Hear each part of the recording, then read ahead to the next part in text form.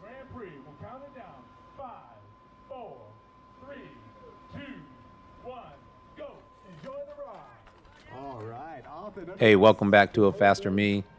This is the Tour de Murrieta Stage 1.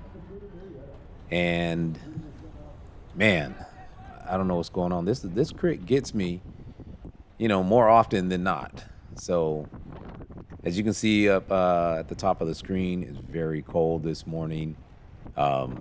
Yeah, and I just didn't feel like I had legs from the beginning. But, like always, I'm going to give it a go. I'm going to jump out front and try to get a good start.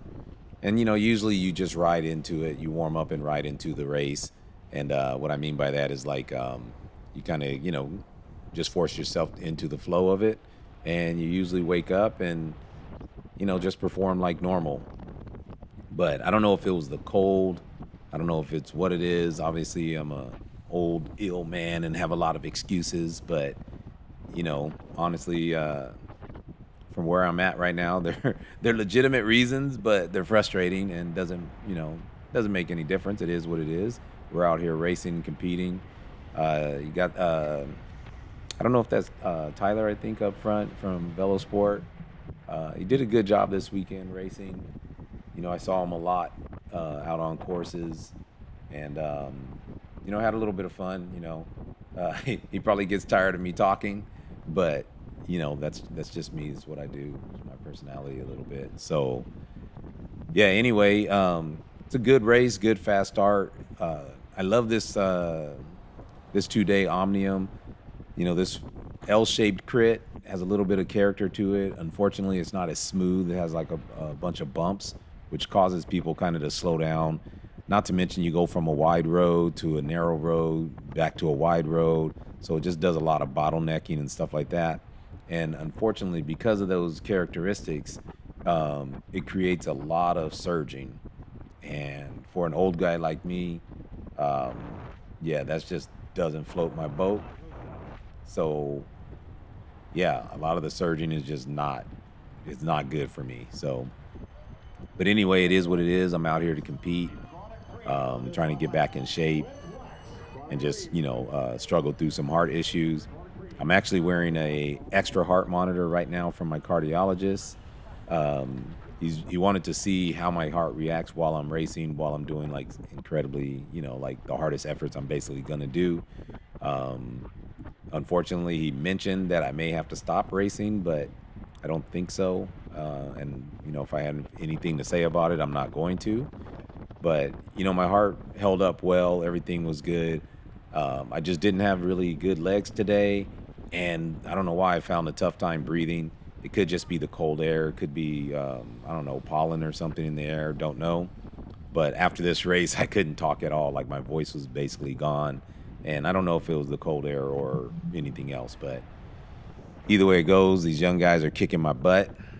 But I got a good start. I'm up here at the front, fifth wheel or whatever, and just putting in work.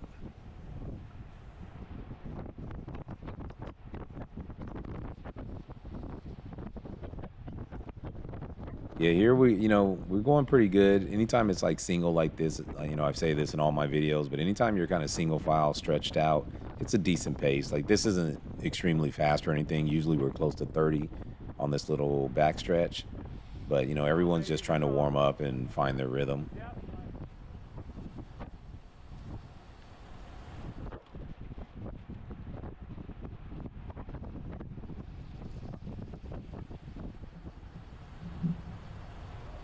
Yeah, like if you see here out of every corner, especially coming onto the straight here, 600 watts, almost every corner is probably, 600 to 700 watts. You see over there at the top, well, the bottom of the screen, but the top of my watt meter, it's only 705. And that's because, I never sprinted in this race, like actually sprinted, but those are just accelerations out of corners. So you see the guys go up the road here.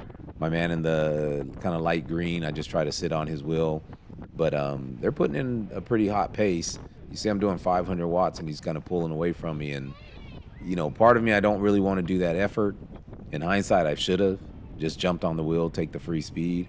I'm already doing, decent enough watts to begin with. So I'm not getting any benefit by not being on his wheel. And sometimes that's just a little laziness, or just like I said, like my legs and stuff were tight from the beginning. I don't think I got a good enough warm up, just because of the temperature. I didn't ride long enough. Um, so yeah, it's down to 41 degrees right now, probably just from the wind chill of the, speed of the bike. But yeah, it's this again, like I said, this race gets me more often than not.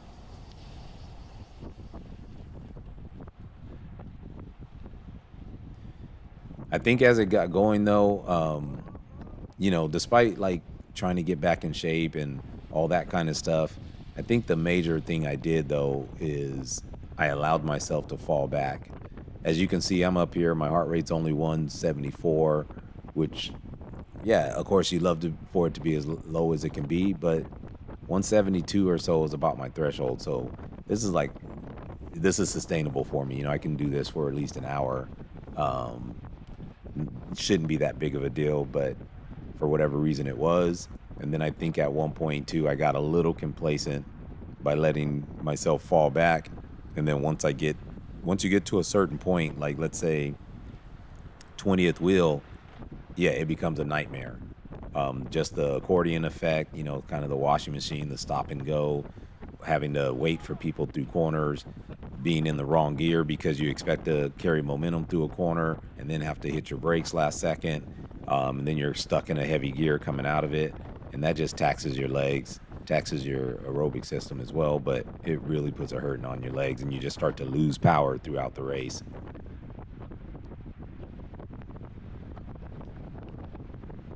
Shout out to Rashad right there from, I think it's Opreme Racing. I think he got a good finish, top 15 in this race here. I want to say he's fairly new to cycling, if I remember correctly.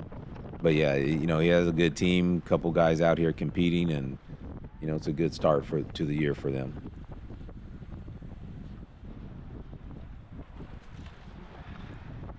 So I think here is basically where I start making my mistake. I'm a little complacent. You see people moving up on the left side here, and I kind of sit too long, and you're just getting shuffled back, little by little, just one rider at a time. But instead of being in that top 8, top 5, top 10 position, you're back here in 15th, 20th, and now you don't have your choice of line anymore. You have to wait until people in front of you turn. If they don't carry good speed, then you can't carry good speed. So this is basically where I think I make my mistake, and I don't know if I was ready to perform or not, honestly, on this day. But even so, you got to give yourself a chance. And the way you give yourself a chance is by doing what you're supposed to do, being in the position you're supposed to be in, and, just let the chips fall where they may. As you can see, we're on the gas a little bit now. It's probably a preem lap, hitting 29, just about 30 on this backside here. And I think here, when people start to coast, that's when you have a chance to move up. And you got to just not be lazy, put the work in and move up. As my man right there from CFT did, both of their riders. Ooh, almost ran a little wide, but, they made it. So now you can see how far it's stretched out, and I'm at least like in 20th position now. Also, when you get back here, some of the line choices by riders aren't the best. Like I said, it's just the nature of it. You get back here where it's a little congested. You don't always have your choice. You're trying to carry momentum, and sometimes it's available to you and sometimes it's not. This is just race 1 of 2. I'm not gonna spoil anything. I'll let the races play out when I post them. But it was a good hard weekend of racing. A lot of fast guys. Honestly, I think even though our speed didn't exactly show it, because I think I only averaged like 24 miles per hour, but that doesn't mean the group averaged 24 miles per hour. We usually average, high 25s, low 26s or so. And it was competitive. I think it was a good, hard weekend. But I think overall, a lot of the riders this year are faster than in previous years. And I think that's just the theme of racing, is people are getting a little faster younger and earlier on. You know, someone can be a Cat 5 or Cat 4 beginning, kind of new to the scene, and be incredibly strong. Some of the things they lack are just like positioning, knowing where to be, bike handling, things like that. But overall, it has nothing to do with how strong you are. Um, and on the flip side, you have someone like myself, you know, I'm older, I'm dealing with health issues, all that. I know where to be. I'm decent at handling my bike, and I just don't have like the same raw power that I could have, should have, used to have. You know what I mean? So, yeah, it's just, I think it's good to see that it's faster, it's better, it's more competitive. And one of the big differences is, usually, or in the past, you'd have like the same handful of riders, you know, kind of winning every race. And I think now there's more people that can actually win a race just because they're incredibly strong. Like I said, I think the downfall is just sometimes awareness, positioning, bike handling, stuff like that. So you might have someone really strong on one day, and then the next day they're like kind of like doing a bonehead move and causing a crash or something. And you kind of think like, how can that guy or person be so, you know, like bad as a bike handler, but yet be so strong physically and still be up front? And that's just because they're, you know, it's two different things. It's two different aspects of the sport. Once they put it all together, they're definitely going to be winning races and moving up through the categories. But at this time, sometimes just a little bit of lack of experience, lack of knowledge can hurt people. So here I try to move up a couple spots here while people are slowing down for the turn. But since I took that tighter inside line, I got to accelerate out here, and I lose those same spots back again. And again, I'm trying to manage efforts, which honestly you can't. That's being a little tentative. It's good to manage your efforts, but not at the cost of losing spots or holding the wheel. Because if you're managing your efforts and falling backwards, it's just a recipe for disaster. And I think I kind of fell into that a little bit. You know, like I said, I also, for whatever reason, couldn't breathe. Maybe it's just the cold air, but, you know, it is what it is.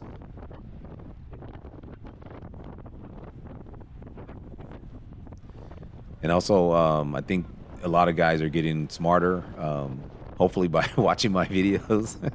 but yeah, the lines were better. You see that last turn that we took, we're kind of pretty far back, and everybody took an out approach, you know, kind of swung it wide, hit the apex with the late apex to get our speed going up down the road here.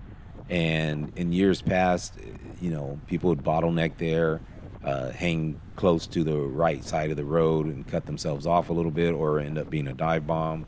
So yeah, even this turn here, it's a lot better, even though that wasn't the greatest there.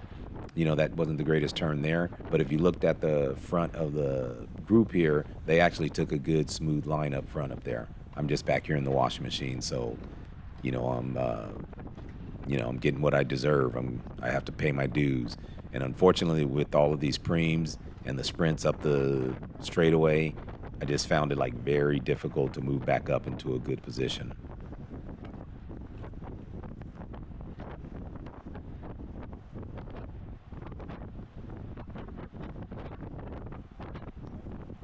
Shout out to the guys too right here from CFT. Spent a little time with them this weekend as well. I think here and on the road race as well. I want to say one of them had a scary moment on the road race, but yeah, I'll show it when he gets there. Good on him for being able to handle his bike and not go down though.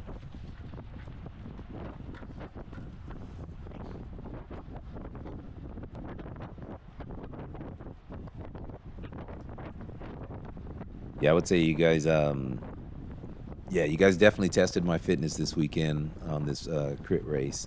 You know, I do a workout that I call hot comb that it's basically 30 by 30s. It's kind of 2 blocks of 12 with a, you know, 5 or 10 minute rest in between, then another block of 12. And it's 30 seconds on, 30 seconds off. And then after that, it's like 45 minutes of zone 2. So it's basically like a 2-hour workout. But yeah, this basically, once I fall back here, this far back in the Peloton, it ends up being just 30 minutes straight of 30 by 30s. You know, and you can look at it. It's basically you know, 15 to 30-second effort, then a little bit of breather, then another 15 to 30-second effort. And yeah, that's just very hard on the legs, on the lungs, on the body, especially for a guy like me. So yeah, beating a dead horse here, but yeah, I gotta find a way to get up to to where it's a little bit smoother and you can pick your own line at least. But again, a preem for either merchandise or points preem almost every other lap, and that just makes it very difficult, and we're stretched out just nonstop.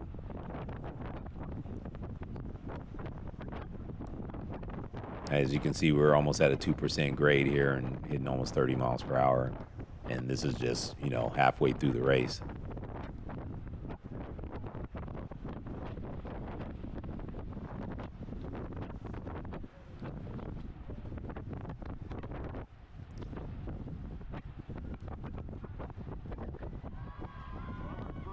Shout out to my man Oliver too. I just passed him right there from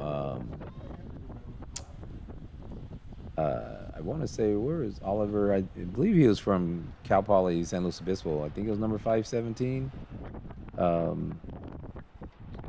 Just moved up on the right up there. Or actually, that's not him. That's DeBow up there, I think, on the right. But anyway, I'll point it out a little bit later. I think him and I have a little bit of a close call. Wasn't the end of the world, but later there's going to be a crash in this race, and we're just going into the turn, and as we started to turn in, you can see the bodies hitting the ground. So I think he kind of just panicked a little bit and straightened up because obviously he didn't want to fly in there and hit somebody. So he panicked a little bit and straightened up, but I almost ran into his hip basically, and I was just kind of yelling to remind him hey, just turn your bike. We're not gonna hit him. Just turn your bike, and he did, and everything was fine. So just shout out to him. I think obviously he's newer to racing as well, very strong, and he did a good job by kind of snapping out of it and making it through the turn. Both of us were safe. Yeah, that's him right here on the left for me. So, yeah, I talked to him after, and I was like, hey, I think you almost took me out, not in a mean way or anything, just it's racing. It's just life. But, but then I saw him after I watched the film that night. I saw him the next day, and I was like, yeah, it wasn't that bad. We never even touched, I don't think. But you still can't tell on the film. I can't tell if I touched his hip or not. But, it's just racing. And it's just something that happens, and the more races you do, you get used to it. And I would just say, anytime there's a crash, before you snap react, you should be looking for where's my exit? Where's the safe direction that I can go? And then that just becomes a little bit more natural. And sometimes more often than not, just holding your line gets you through there safely, opposed to a chain reaction. Because once you snap react, there's other bikes around you, and if that grabs your attention, you forget about the other bikes around you, and then you end up bumping into multiple people.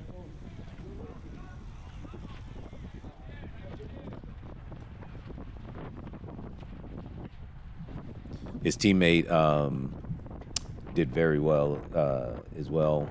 Maxwell DeBow did very well. This week, he did well at Victorville too. I didn't race Victorville, but my team was there, and so I'm the team director of PAA, and so I was there to support. I was a little sick that week also, so I was just there to support and watch. But yeah, he did a great job. I think they almost broke away. They did break away, but I believe he got third place in the Victorville crit. Possibly won the time trial, and I'm not sure how he did in the road race.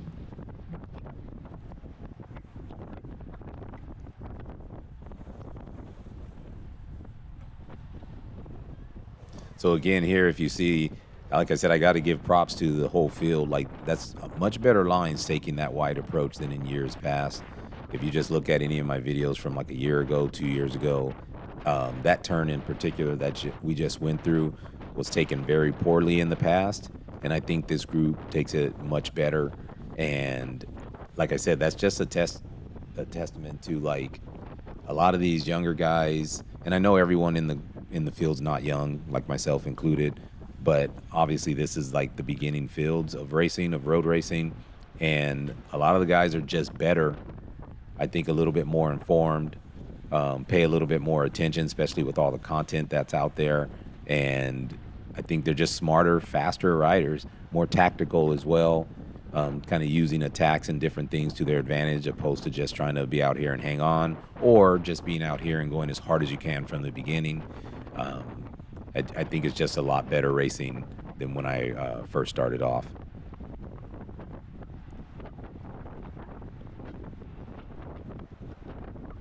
I got to get out of here too. I mean, the old guys are super fast, like in the 50 plus field. 50 plus P123 is really fast, but it's also really smooth. And I don't know how long I can hang out with the young guys here. You guys are killing me.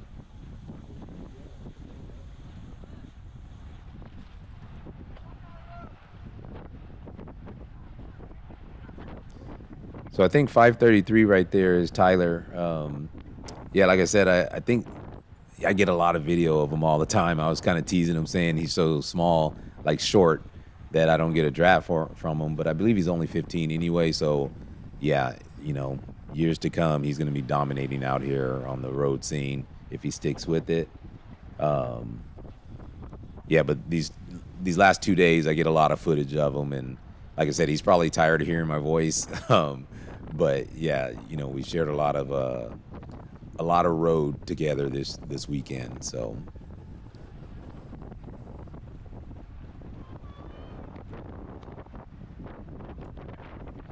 as you can see, this crit is like, I don't know. I don't know if fast is the right word, but it seems fast. Is, you know, I'm a little, I guess it's a little deceptive to me because I fell off the back in a little bit. Right after the crash, I kind of fall off the back. I just couldn't, once our momentum got down, I couldn't reattach to the Peloton as it split from the crash, but that's only with like 2 laps to go, and there's no way to get a free lap or any of that stuff, so I just had to kind of chase back on and blew myself up trying to chase back on. But yeah, you know what, it's pretty stretched out from the beginning. I mean, we're good 20 minutes into the crit now, and it's just stretched out, and it's just acceleration after acceleration. Yeah, so like I said, I think the whole entire category is just full of better athletes and better racers. Nothing against people that came before, but I think it's just a deeper field. It's not that, you know, any one person's better than another. I just think it's a deeper field, and there's more competitive riders and racers out there now. It's like I said with I forgot his name just that quick.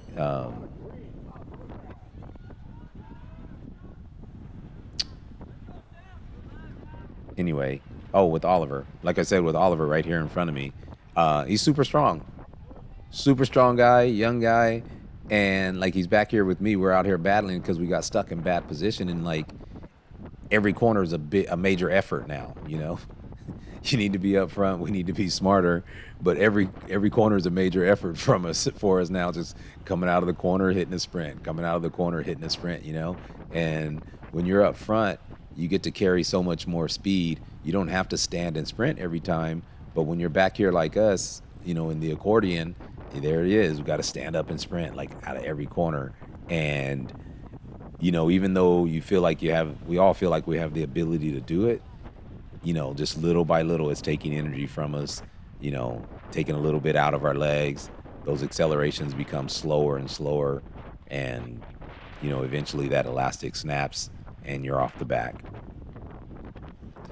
I'm kind of hanging in there, though. Like I'm just forcing myself to keep pedaling for the most part, and mainly because I just need to gain some fitness.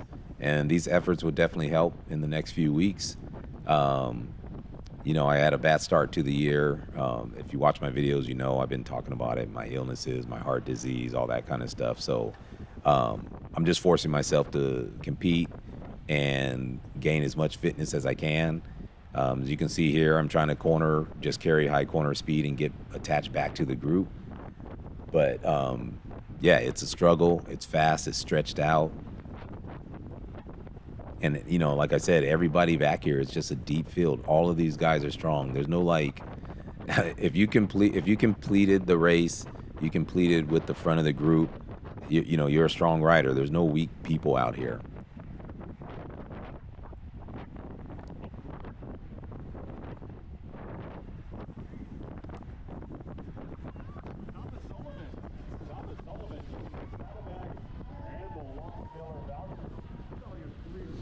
Edgar's really strong as well right here. I was kind of surprised to see him back here as well. But, yeah, he's a very strong rider as well. But like I said, once we get back here, it's taxing.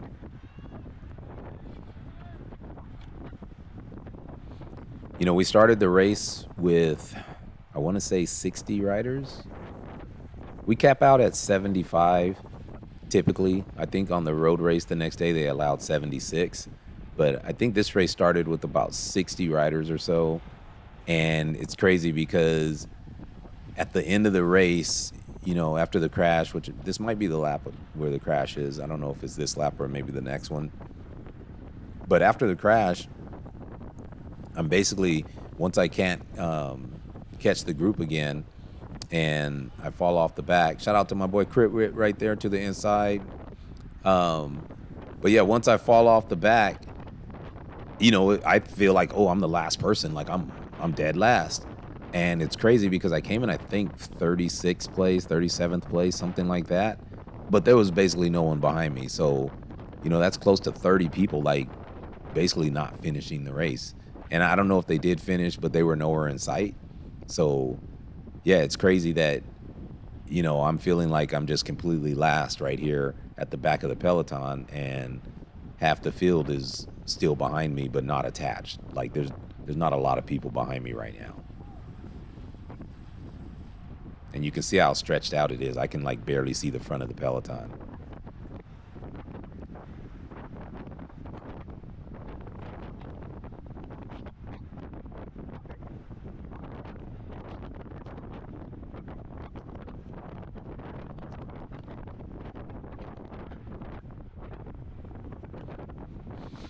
So again, we're still holding good speed, 26, 27 miles per hour up the front.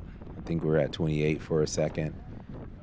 So here I'm like, I think we have 2-3 laps to go, maybe three laps to go, four laps to go. I think I saw the sign, and I'm just, you know, I'm going to the outside now because I want to try to carry momentum around the outside and move up. I typically do not like the outside just because a lot of bad things happen on the outside. Like all the crashes get pushed to the outside. Anybody that has to adjust their line, they have to adjust to the outside. Hardly anyone will ever have to adjust their line tighter. It's always they turn too early, turn too tight. They're going to hit the curve or something and they have to adjust out, or they're too tight to another rider and they adjust out. So a lot of things get pushed to the outside. I don't really like being on the outside, but because I'm so desperate to move up spots, I'm trying to carry like a little more speed around the outside and then just accelerate. Sometimes it works, sometimes it doesn't. But I know with like 2 or 3 laps to go, I was thinking like, you know, it's a 3-minute effort, a 4-minute effort, and you're still here. So just do what you can to hang on. And unfortunately, like when we get that little separation from the crash, I was in like a heavy gear at first, expecting to be able to carry speed. And then when the group accelerated and got that gap on us, like I just couldn't accelerate and couldn't recover, just had no more legs basically. So I think this might be the crash here, because if you see Oliver's to my left right here, and we start to turn in about right now, and then he straightens up, and yeah, it's just close, but I was yelling, turn, you know, just turn your bike. So this right here, as you see, I'm in like, I was in too hard of a gear for just a second, and I just have no legs now. That little stop of momentum, breaking the draft just a little bit, I try to accelerate, and yeah, I can just barely sniff the draft here, but I can't catch up. I just think that was just the straw that broke the camel's back. It was just one acceleration too many. And, you know, 300 watts is still a lot of watts for me. It's not like the end of the world, but it's above my threshold, you know. So, yeah, it's just hard for me to catch up. And because other riders are falling back, you know, that peloton is just stretched out. It's getting like a little thinner and thinner. They're only 2 wide right now, so that means they're carrying a lot of speed. I almost sniffed the end of it here, but as you see my heart rate, I'm basically blown up, you know, and a little bit of an acceleration here, try to stand, have no power, didn't even hit 400 watts there, and I'm just done. So, yeah, it's just one match too many. You know, I see Montgomery go by me, and I was like, hey, you should have said something. Should have gave me a hand, dude. Just slow down a little bit. Give me a wheel. But yeah, I was done. Just kind of blew up right there. Didn't seem like that great of an effort, but like I said, just all of the surging that I've been doing for the last 20 minutes, my legs are just, they were just done. So yeah, once again, Murrieta kicked my butt. Yeah, I think I've only finished up front one time, and even then it wasn't the greatest, you know. But yeah, I've been like circulating off the back the last 2 years just on the last 2 laps. So for different reasons, but it doesn't really matter. They're all the same. Shout out to my man right here, 524. Let me try to look up his name real quick, give him a quick shout out. You know, he's one of the younger guys. That's Mateo Padilla. One of the younger guys, but he does a great job, you know. He does a great job. He battles hard. And, you know, he came by me right here. Obviously, he was off the back as well. But he's still battling, still fighting hard. And, you know, I'm not putting in the greatest effort now because I see the writings on the wall. I'm not going to catch back up to the peloton. And for me, I don't really care about 30th place, 31st, 32nd. You know, I don't really care about those things. But, you know, look at him. He's up there sprinting, putting in a big effort and trying to finish strong. He also did a great job in the road race as well. You know, I would say, you know, once he gets his bike handling and stuff down and, you know, fills out a little bit, gets a little more strength, he's going to be a great rider as well. So I'm not going to bore you guys with me solo on the last lap. So I'm just going to cut it here after I pass the finish line here. And thank you guys for watching and supporting the channel. Met a lot of you guys this weekend, and I'll get race 2 up in the next day or so.